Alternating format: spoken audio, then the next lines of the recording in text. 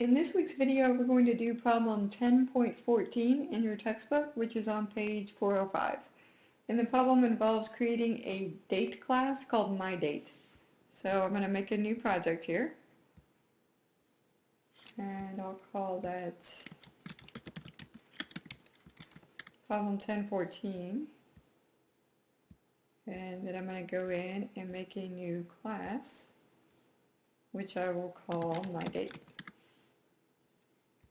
Okay, so the MyDate class needs to have 3 fields, a year, month, and day, all of which are going to be integers. And to follow the principle of encapsulation, we're going to make all of these fields private. So private int year, private int month, and day. Then the problem asks us to make 3 different constructors.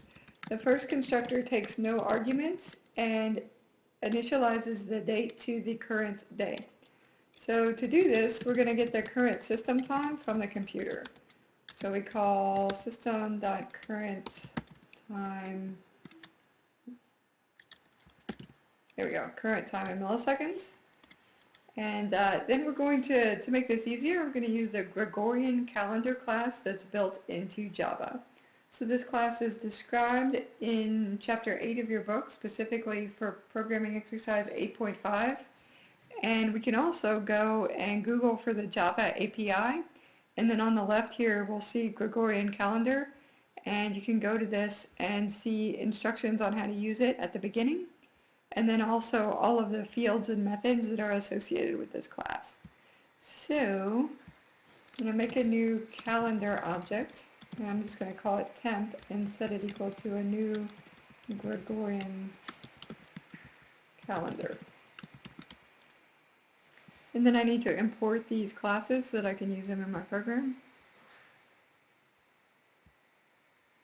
Okay. And then I'm going to say temp.setTime in milliseconds.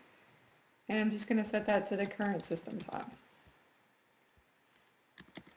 Then I'm going to assign the fields in my class based on this. So year equals temp.get, and then I pass it the field value. So these are calendar.year for the year, and then calendar.month.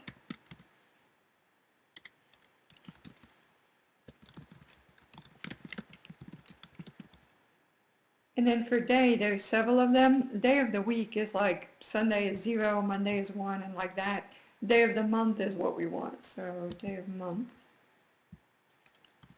Okay, and that's all we have for the first constructor. Then the problem asks us to make 2 more constructors.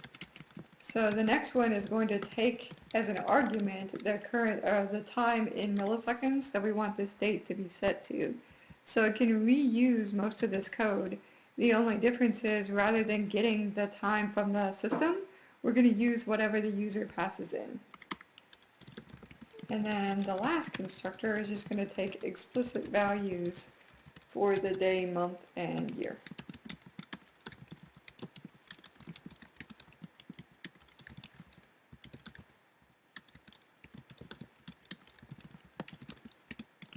So I use the this keyword to illustrate to explain that I want to refer to the fields in this class. So it can be confusing because the argument is the same name as the class field. So this is making it clear to Java what we want to do there. Then I need get methods for all of my fields. So I can go up to the source menu in Eclipse and say generate getters and setters. And I'm going to select all of these. And then say OK, and it generates getters and setters. We only want the getters though, so I'm going to delete all of these. And then finally, it wants us to write a setTime method that takes a long. And so I can once again reuse this code here. Okay, so that's all for this video. In the next one, I'm going to show how to make a driver program to test what we've done so far.